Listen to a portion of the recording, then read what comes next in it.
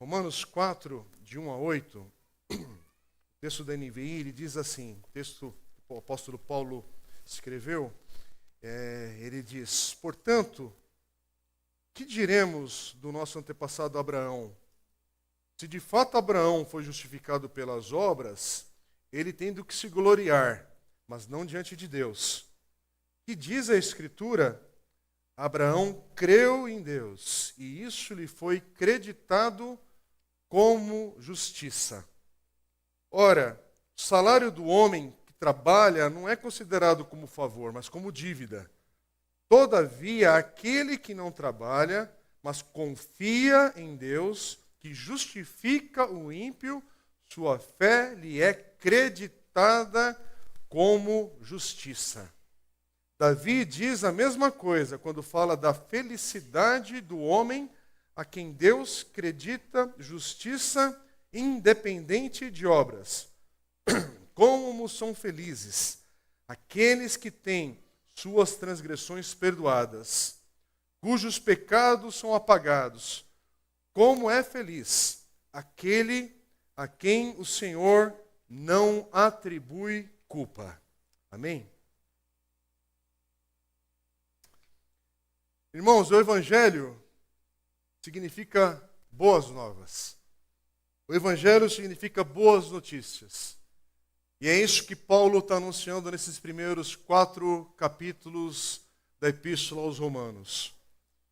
E as boas novas que Paulo está falando, essas boas notícias, esse Evangelho que Paulo está pregando, escrevendo aqui, enviando esse texto para essa igreja em Roma, e hoje nós desfrutamos desse texto para o nosso coração também, é que esse Evangelho chegue para mim e para você como uma mensagem que tem o objetivo de te aliviar, sim, um fardo que talvez você está carregando na tua vida nesse dia chamado hoje, mas que o Evangelho te livra dele. É uma palavra que esse Evangelho é para o teu coração num mundo de tanta desgraça, ou semana de notícias ruins. Tanto aqui para a nossa igreja, para famílias da nossa comunidade, quanto para o nosso país. Até defunto no banco foi encontrado. Não no banco, tanto do assento onde ele estava, quanto no banco.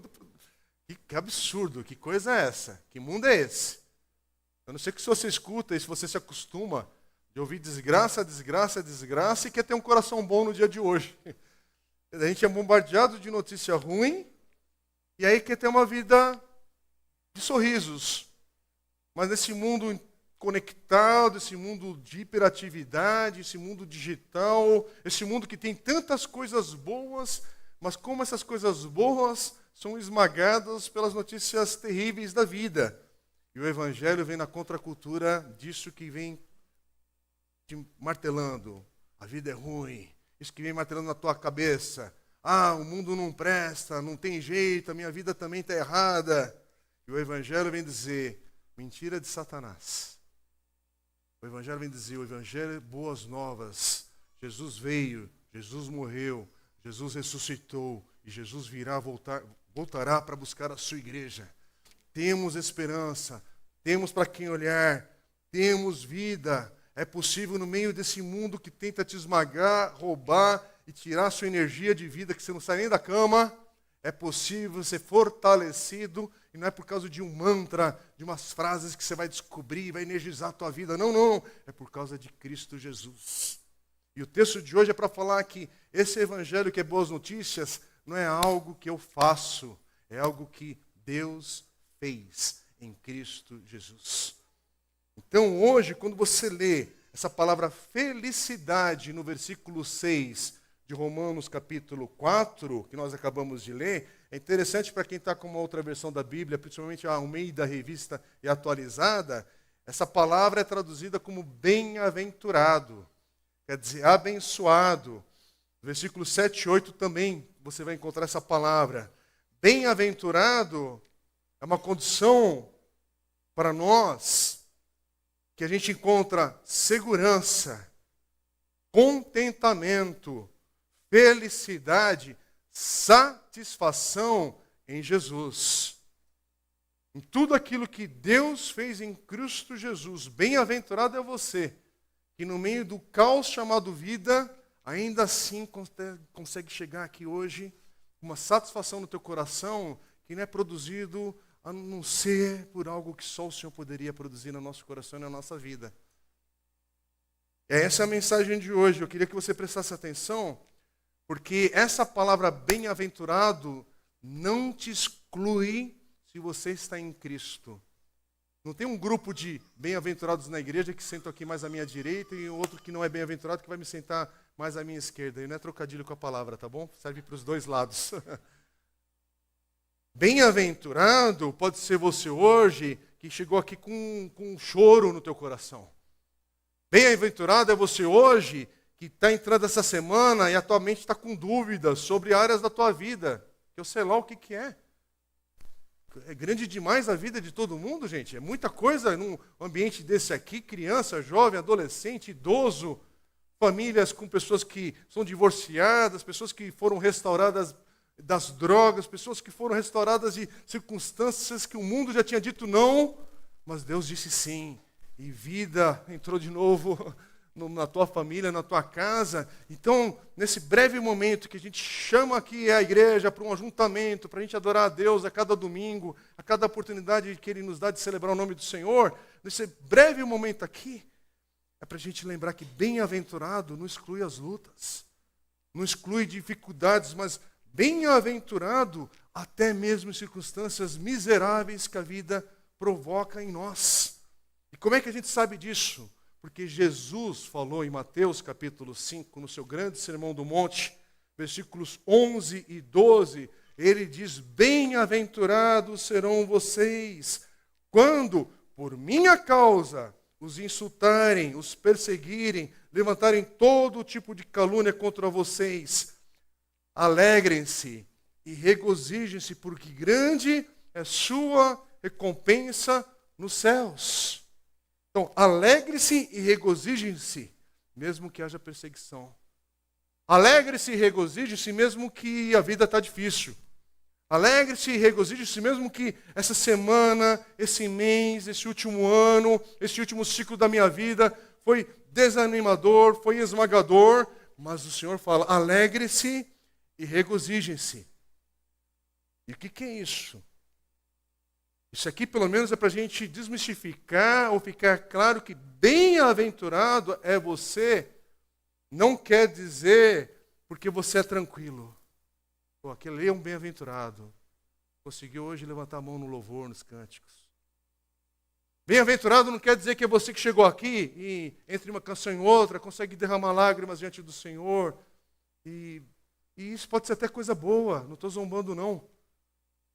Mas bem-aventurado não significa que é para aqueles que chegaram aqui e a vida está próspera. Em todas as áreas. Financeira, vitória, um monte de coisa. Pode ser também. Mas não é só isso. Ou não é isso. Bem-aventurado é você, não significa que está tudo dando certo na tua vida. Bem-aventurado é você, significa que entre você e Deus está tudo bem por causa de Jesus Cristo. Bem-aventurado é você porque tem Cristo na sua vida, na sua história. Bem-aventurado é você que por causa de Cristo Jesus, você está aqui hoje seguro. As adversidades estão aqui. Mas você está entendendo o que eu estou falando? Tem luta, mas eu estou seguro. Tem batalha sendo travada, mas eu estou seguro por causa de Cristo Jesus. Então, bem-aventurado é você que é feliz, satisfeito em Deus, mesmo que o diagnóstico que veio na tua casa, na tua família, te surpreendeu. O quê? Eu vou passar por isso agora? Vai, mas você está seguro em Deus. Você teve luto na tua casa hoje? Eu estou falando aqui especificamente para 2 famílias da nossa igreja. Teve luto? Teve. Chorou? Choramos, mas você continua seguro porque você está em Cristo. Demora um pouco esse ciclo. Tem altos e baixos, porque a vida nossa é assim. Nesse corpo ainda que não foi glorificado, mas já foi justificado. Nasceu de novo, tem o Espírito Santo de Deus. A gente pode estar seguro. Mas é difícil algumas coisas. Ninguém falou que é fácil. Não é sobre facilidade. É sobre estar seguro no Senhor. Eu não sei se pelo que ou por que você tem chorado. Eu não sei o que é que foi uma ferida na tua vida e que a tua mente está agitada. Mas bem-aventurado é você que está firme, seguro, satisfeito em Deus. Porque esse é o desdobramento do Evangelho na nossa vida. O Evangelho, ele nos alcançou para também promover no nosso coração, levantar esses fardos da vida, trazer alegria, nos fortalecer. Sim, é possível ter alegria e adversidade. É possível ter um coração alegre, apesar de. E é isso que a gente está vendo aqui, Paulo ministrar o coração dessa igreja, e esse texto chega para nós hoje. Porque às vezes a gente se esquece, dependendo do tamanho da pancada aí que você leva, para não usar uma outra expressão que às vezes vai escandalizar. Doeu. Doeu. Mas o Senhor te sustenta. O Senhor te guarda. E Romanos está aqui como esse ensino para o nosso coração. Porque bem-aventurado é você que está em Cristo Jesus. Bem-aventurado é você que tem essa profunda segurança no teu coração, satisfação, uma verdadeira felicidade por causa de Cristo no teu coração. Porque, irmãos, a gente está chegando no capítulo 4, porque passamos pelo capítulo 1 e passamos pelos versículos 16 e 17, que é reflexo de tudo aquilo que Paulo falou em Romanos 1, 16 e 17, é o desdobrar para o texto de hoje e para toda a carta de Romanos. E o que Paulo já falou com clareza em Romanos 1, 16? Não me envergonho do Evangelho, porque é o poder de Deus para a salvação de todo aquele que crê. Primeiro do judeu, depois do grego. Quer dizer, o Evangelho é uma notícia, uma boa nova de salvação. É o que Paulo está explicando nos capítulos 1, 2 e 3 de Romanos. Eu quero mais uma vez lembrar a igreja. Irmãos, a gente vai ficar nesse texto de Romanos aqui por um longo período. Eu quero te encorajar a ler a carta de Paulo aos Romanos, 16 capítulos. Em uma semana você lê, aqueles que tiverem mais ânimo, em um sábado, reservando um bloco ali de horário, você lê em 1 hora, para exagerar no tempo. Você coloca o teu áudio aqui no aplicativo do celular, coloca um fone de ouvido, coloca o texto diante de você, faça da melhor maneira possível, mas vá ao texto. Vá à palavra, se alimente da palavra do Senhor e vamos aprender junto com esse texto. Porque Paulo já falou capítulo 1, 2 e 3, a base do texto de hoje. E capítulos 1, 2 e 3, Paulo está falando, precisamos, eu e você, precisamos, eu, você e todo mundo, precisamos, nós, igreja do Senhor, a gente precisa lembrar todo dia que nós também precisamos desse evangelho na nossa vida, desse poder de Deus na nossa vida. E você que está fora do evangelho por alguma razão, você que está se aproximando da fé em Cristo também por alguma razão, a mensagem é para você também como um convite. Porque Paulo está falando aqui, nós temos uma culpa do nosso pecado e da justiça da ira de Deus, que todo homem precisa da graça do Senhor na sua vida. É isso que a gente aprende com a palavra de Deus.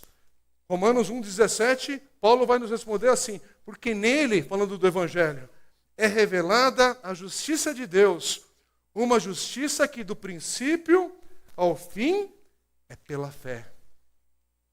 Quer dizer, esse evangelho que Paulo está falando, esse evangelho de Jesus Cristo, salva, porque ele é a boa notícia de que a justiça de Deus é revelada e recebida pela fé.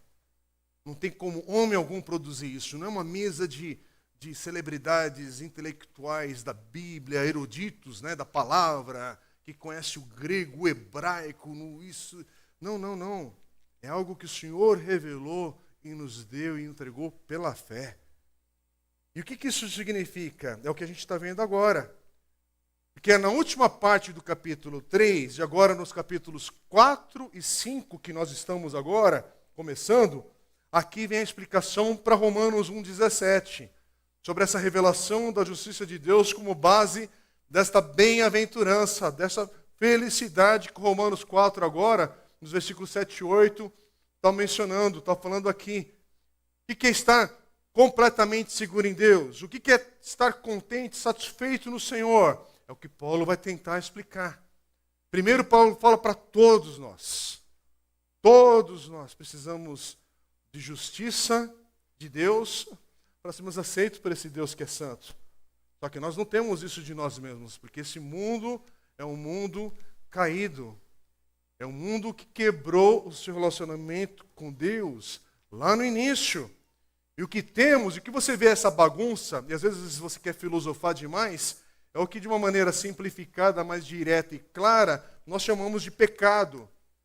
Está olhando para essa confusão do mundo que blá blá blá blá blá blá blá blá, quero explicar. Blá blá blá blá blá, quero explicar com palavras, com isso, aquilo, outro. É o que a gente fala de que é pecado. Ah, mas pecado é uma palavra muito pesada. É, mas é o que fica mais claro. Porque o teu coração e o meu entende. Você pode não ser religioso, você pode não frequentar a igreja, você pode isso, aquilo, outro. Mas como essa palavra chega para o coração de todo homem e toda mulher, e você entende o que eu estou falando. Você sabe, porque você também é homem, ser humano como eu. E aí Paulo está falando que nós temos diante de Deus, sem a cruz, sem Cristo, é pecado. Então Deus tem aquilo que nós precisamos e que nós não merecemos receber, que é a justiça. E a gente chega diante de Deus apresentando aquilo que Ele rejeita, que é o pecado. E qual que é a resposta aqui? A resposta é Jesus Cristo. A resposta é que Jesus Cristo, aquilo que a palavra de Deus vai mostrando em seus textos desde o Antigo Testamento, e nós temos o cumprimento dessa promessa nos Evangelhos e por todo o Novo Testamento, é que o Filho de Deus viria morrer em nosso lugar. Deus coloca esse tal pecado, esses nossos pecados, sobre Cristo. E a punição do pecado cai sobre Jesus. Então, o Evangelho é a mensagem que diz que na morte obediente de Cristo, Deus cumpre e vindica a sua justiça. E aí Ele nos imputa a nós a justificação.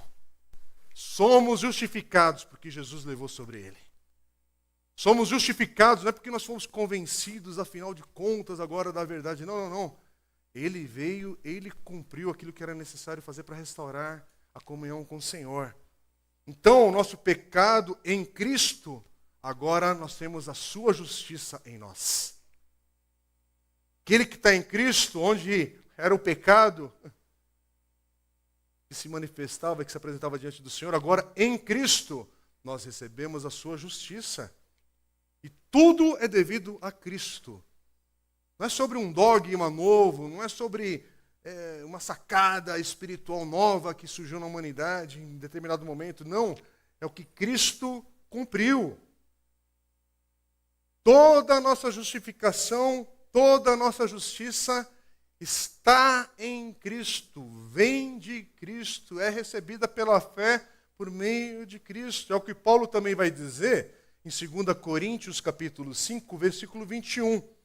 Deus tornou pecado por nós aquele que não tinha pecado, para que nele nos tornássemos justiça de Deus. Olha o que Paulo vai dizer também na sua carta aos Filipenses, no capítulo 3, versículos de 8 a 9. Paulo diz assim: considero tudo como perda comparado com a suprema grandeza do conhecimento de Cristo Jesus, meu Senhor, por quem perdi todas as coisas. Eu as considero como esterco para poder ganhar Cristo e ser encontrado nele, não tendo a minha própria justiça que procede da lei, mas o que vem mediante a fé em Cristo, a justiça que procede de Deus e se baseia na fé. Irmãos, é isso que Paulo está falando. Justiça de Deus, que é revelada na obediência fiel de Cristo até a morte. Aquilo que igrejas celebraram algumas semanas atrás sobre a Páscoa, é para apontar para essa verdade, é para dramatizar e a gente ser lembrado dessa verdade. É o que o devocional, inclusive, que nós estamos adotando aqui na igreja, do pastor John Stott, o devocionário, a Bíblia todo o ano todo, nessas primeiras 17 semanas, que vem desde o Natal até o Pentecostes, aqui a Páscoa, ele aborda essas primeiras 17 semanas, e a gente está terminando esse ciclo. Agora estamos entrando na 17ª semana e vamos para a segunda parte dos devocionais ali, para uma outra parte do calendário cristão. E a gente está sendo lembrado do quê? Que a justiça de Deus foi revelada pela fiel obediência de Jesus Cristo. Ele obedeceu até a morte. Ele cumpriu. Então, estar em Cristo é estar na justiça de Deus. O Evangelho é essa boa nova, essa boa notícia, que os nossos pecados são colocados sobre Jesus, e aí a sua justiça é colocada sobre nós. Que troca maravilhosa, hein? Quer dizer, essa grande imputação que é falada no termo teológico do nosso pecado a Cristo e da justiça de Deus a nós, é o que nós chamamos de justificação, irmãos. Justificação que não é baseada em fazer alguma coisa. Justificação que Paulo está falando aqui o tempo todo, não é baseado em obras. É pela fé. Não é porque agora eu sigo uma sequência, uma codificação nova, espiritual. Não. É porque Jesus fez. Ele me deu. Ele imputou sobre mim. É por isso que Paulo vai aproveitar agora o capítulo 4, ele vai falar a respeito disso, e agora ele vai falar inclusive sobre Abraão e Davi, dois personagens centrais na história de Israel, do Antigo Testamento, para justamente colocar esse ponto aqui, para afirmar, através da história deles também, da vida deles, que todos os nossos pecados são imputados a Cristo. Toda a justiça de Deus é imputada a nós pela fé, somente pela fé, independente das obras. É para ficar claro, é a fé que nos justifica. É a fé que nos justifica. Não é o teu grau intelectual. Não é o quanto você conhece da Bíblia. A questão é, você crê? Você descansa teu coração no Senhor? É sobre isso. Não é o tanto de conhecimento bíblico que você tem, que pode até ser bom, que pode ser aplicado da maneira correta na vida, mas a questão é, você crê? Você pode ser um erudito do Novo Testamento e não crer, como nós temos hoje essa ironia. A pessoa é uma estudiosa da Bíblia, mas ela não crê. Ela sabe citar textos de cor e isso, e fontes e referências. Uma mente brilhante, mas não crê. E aqui é para ficar claro, a fé é pela fé, somente pela fé que somos justificados. Não é por obras. Aí o que ele vai dizer aqui no versículo 6 a 8, né, que a gente já leu, mas vamos ler de novo. Romanos 4, versículo 6, Paulo diz assim, Davi diz a mesma coisa, falando sobre essa justificação pela fé. Ele diz assim, quando fala da felicidade, Davi diz a mesma coisa quando fala da felicidade do homem a quem Deus acredita a justiça independente de obras. Então, vê que o foco aqui é essas três palavrinhas aqui. Independente de obras. O fato de Deus acreditar sua justiça a nós não é uma contagem, irmãos. Aqui não é matemática pura, estatística. Não é sobre as suas boas obras, menos os seus pecados, e aí dê um saldo positivo no céu. Não é sobre isso. Ah, mas ele era tão bom. Ah, mas ele é bom e justo aos teus olhos. A questão da balança não é essa. Não é sobre, e aí, como é que está a tua balança hoje? Está para mais, menos, está negativo? Não. É sobre uma justiça que é acreditada em nossa conta, independente de obras. Agora, as obras a nossa vida vai produzir a partir de algo que Deus já fez. Mas não é eu faço e obtenho, eu não tenho essa conta, não é assim. Veja essas palavras que Paulo diz assim, Davi diz a mesma coisa, versículo 6, é porque está citando o Salmo 32 de Davi. E o Salmo 32 ele tem essa ligação com esse texto aqui, Romanos 4, 5, está expressando aquilo que Davi fala no Salmo 32. Romanos 4, 5, todavia, aquele que não trabalha, mas confia em Deus, que justifica o ímpio, sua fé lhe é acreditada como justiça. E olha, fica nesse versículo 5 agora comigo. Olha aqui as evidências da justificação somente pela fé, que só esse versículo aqui nos mostra. Primeiro, diz aqui, aquele que não trabalha, não é no sentido de vagabundagem, é no sentido de que não é obra que você faz. Aquele que não trabalha quer dizer, não é trabalhar para ganhar, para obter a justificação. E diz, Deus justifica o ímpio. Quer dizer, a justificação acontece quando você ainda está na condição de ímpio. Não tem boas obras aqui. Não pode haver boas obras envolvidas para a justificação, porque não existe boa obra que não venha da fé. E a fé é dom de Deus. É dada pelo Senhor. E é por isso que é pela fé. E nós somos justificados imediatamente, nesse momento do novo nascimento. Sim, uma vez por todas. E aí ele completa ainda nesse texto aqui, no versículo 5 ainda, hein? Sua fé lhe é creditada como justiça. Mais uma vez para bater na mesma tecla. Não a fé, mas as suas obras, ou tentar fazer conta aqui para fechar, enfim, para dar certas coisas. Não. Uma fé que é creditada como justiça. Quer dizer, dependência em Cristo totalmente. Todos nós. É para que fique claro que você só se acerta com Deus, se você quer usar essa expressão, somente pela fé. Não é por algo. Agora eu vou abrir, vou deixar o Salmo 91 no meu quarto. E nenhum espírito maligno vai me perturbar. Não, porque agora, sempre que eu entrar em casa, eu vou fazer... Eu não estou falando como zombaria, mas você pensa que você tem que fazer um sinal religioso. Olha, eu vou pendurar no meu carro aquilo. Não, o evangelho é outra coisa. O evangelho não é esse negócio que eu vou acrescentar algo a fazer. Ah, porque a coisa está difícil, eu acho que eu preciso ofertar mais na igreja. Porque o senhor está vendo que eu sou generoso, né, senhor? Porque não tem nada disso. Tudo quem serve aqui na igreja, quem oferta aqui na igreja, quem está com seus dons servindo no ministério da igreja local e a partir dela, e onde Deus te leva, quem está vivendo como discípulo de Jesus, é pela fé, é pela graça, é por aquilo que Deus fez. Eu não estou no meu dia a dia acrescentando nada à obra que o Senhor já fez em Cristo Jesus nessa jornada. É o que está agora Paulo falando nos versículos 6 a 8, irmãos. É o fato de Deus não nos creditar os nossos pecados, relacionado ao fato de Deus nos creditar a sua justiça. Olha que coisa linda que está nesse texto. Em vez de Deus nos martelar ali, nosso saldo com os pecados, não, Ele nos acredita a sua justiça, por causa de Cristo. Versículo 6, mais uma vez, Davi diz a mesma coisa quando fala da felicidade do homem, ou bem-aventurado o homem, a quem Deus acredita justiça, independente das obras, ou de obras.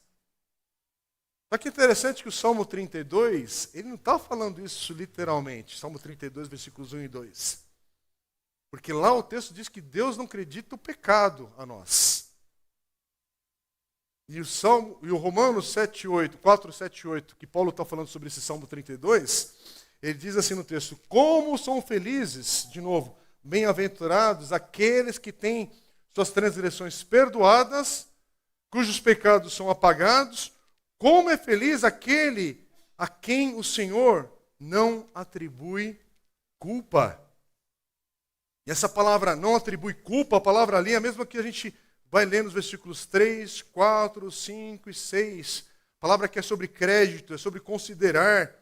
É por isso que o versículo 8 está dizendo assim, bem-aventurado o homem cujo pecado o Senhor não creditará, não considerará, não lhe prestará contas, não lhe imputará.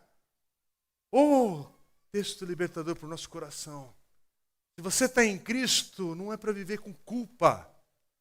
Se você está em Cristo, não tem culpa diante de Deus, tem Jesus, que nos justifica e imputa a sua justiça sobre nós. Não é que a gente virou, agora eu sou o bambambam. Não. Eu sei que foi Cristo quem fez. É por isso que é muito importante você entender. Você está em Cristo Jesus, você está entendendo? Você está em Cristo Jesus, não tem culpa. Você tem em Cristo Jesus, tem justiça de Deus colocada sobre você por causa de Cristo Jesus. E é independente das obras, é pela fé, é graça. Mais uma vez eu tenho que bater nisso, irmãos, porque a gente está ainda, até mesmo dentro do movimento da igreja evangélica no Brasil, no mundo afora, há uma distorção sobre fazer, ser criativo em algumas coisas que extrapola aquilo que o Senhor já fez, aquilo que Ele já cumpriu, aquilo que Ele já realizou. E cuidado, não é obras, mas é fé. Somente pela fé, independente de obras.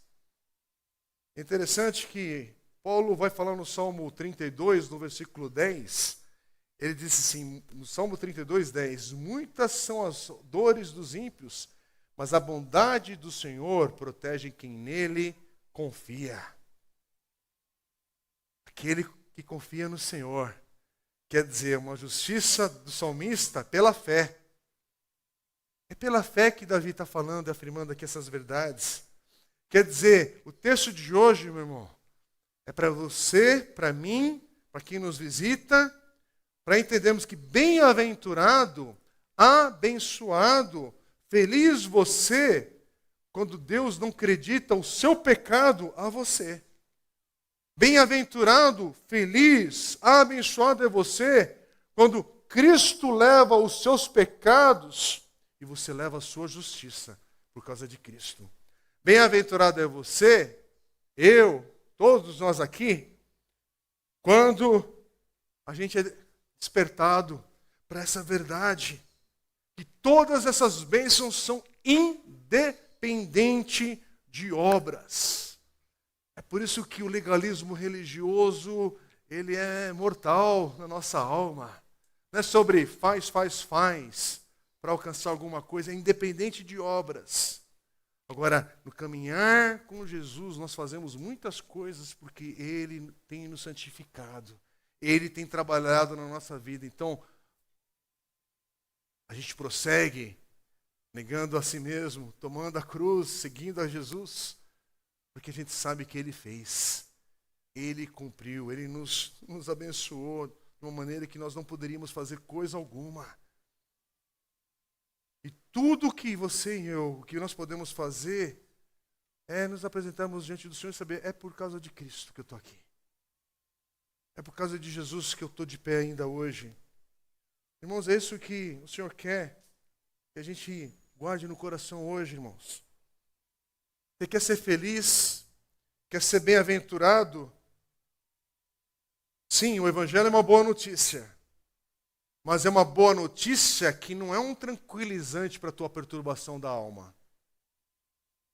O Evangelho, ele não vem para promover tranquilidade, conforto e prosperidade em primeiro lugar. A gente pode até desfrutar desses momentos, o que não tem nenhum problema você desfrutar em algum grau, isso na tua vida. Mas o que o Evangelho promete para a nossa vida, para o nosso coração, é uma alegria presente e eterna. É sobre algo que sim a gente desfruta já a partir de agora, mas é olhando para a eternidade.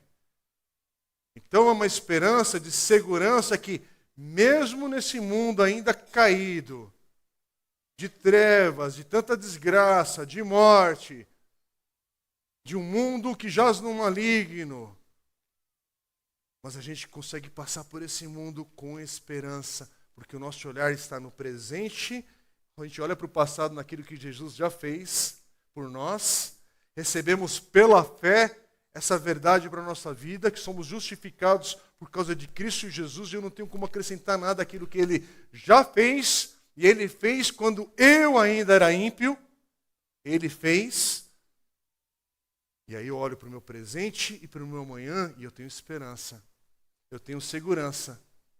Mesmo que ainda tenha que ir a funerais, mesmo que ainda tenha que continuar fazendo exames médicos, mesmo que ainda tenha que levar alguns nãos dessa vida, mas eu não fico preso ao não que chegou na minha cara. Eu olho para isso e entendo, Senhor, mas a minha segurança está em Cristo. A minha segurança é que o Senhor já fez. A minha segurança é que o Senhor me justifica. A minha alegria está em outro lugar. É por isso que Paulo está se esforçando aqui para falar, para ensinar, para ministrar o nosso coração sobre isso. Porque, irmãos, nesse mundo de tantos abalos a cada dia, a cada semana, entre um domingo e outro, irmãos, entre um culto que a gente está aqui no domingo e outro, olha o tanto de notícia que chega para a gente. Coisas que desmoronam aqui, desmoronam ali, e aqui, volta e vai. Você fica, esse é o mundo. Mas em Neemias, capítulo 8, versículo 10, olha o que a gente lê. O texto ali diz, a alegria do Senhor é a sua força. E eu posso falar isso para a minha vida, a alegria do Senhor é a minha força. Eu quero falar para você, a alegria do Senhor é a tua força. Então no dia de hoje, todos nós precisamos de força. Daqui a pouco a gente está entrando em maio, daqui a pouco esse ano já vai tomando o seu ritmo e aí já começa a fazer preparativos do próximo ano e olha para trás, alguns vão ter tido mais conquistas, outros vão ter tido mais lutas, cada um num grau diferente, porque a vida é assim, ela é rica na diversidade, mas todos nós, para todos nós é possível você olhar para a vida, onde a vida te jogar nesse percurso aí, mas ao mesmo tempo olhar para tudo e falar, mas a alegria do Senhor é a minha força. Porque agora tive vitória. Mas agora tive adversidade também. Porque agora eu estou num culto e saio, glória a Deus, e que bom, que prazer te ver, que alegria para o meu coração. E o cafezinho. E se você tomou o cappuccino da volta, te renovou mais ainda as forças nessa manhã. E não é bom isso? Mas você vai esperar o cappuccino da volta até o próximo domingo? Ou não é, vem a terça, né, que você se antecipa, é melhor, né? Ou vá lá no pequeno grupo que lá a gente tem também. Não, a alegria do Senhor é minha força. Hoje, domingo, que dia que é hoje mesmo, gente? Me ajude. 21 de abril. Feriado, né? Olha que feriado bom. Domingão, todo mundo aqui, joia, firme. 21 de abril, já chegamos em 21 de abril, meu irmão. Então, ao mesmo tempo que você está olhando, mas que ano difícil, mas você chegou em 21 de abril, prossiga, porque a alegria do Senhor é a sua força. Que a gente possa chegar na virada de mais um ano e olhar para trás e falar, uau, passou, e você também passou? Passei. E por que você passou? Porque a alegria do Senhor foi a minha força. Irmãos, a alegria do Senhor não é um tweet que vai chegar aí na sua rede social, um curtir, um like, um isso, aquilo, outro. Isso aí é um estresse a mais, que a gente agora está imerso em outras questões. A questão é, a alegria do Senhor de fato é a sua força? Não é sobre coisas que a gente não tem controle para mudar, mas tem algo que o Senhor pode mudar em nós, que é Ele ser a nossa força. E isso é pela fé. Como é que é esse negócio? É pela fé. É só fé. Por quê? Porque, infelizmente a gente dá um pouquinho de risada assim, meio tortinha aqui e tal, mas, irmãos, misericórdia.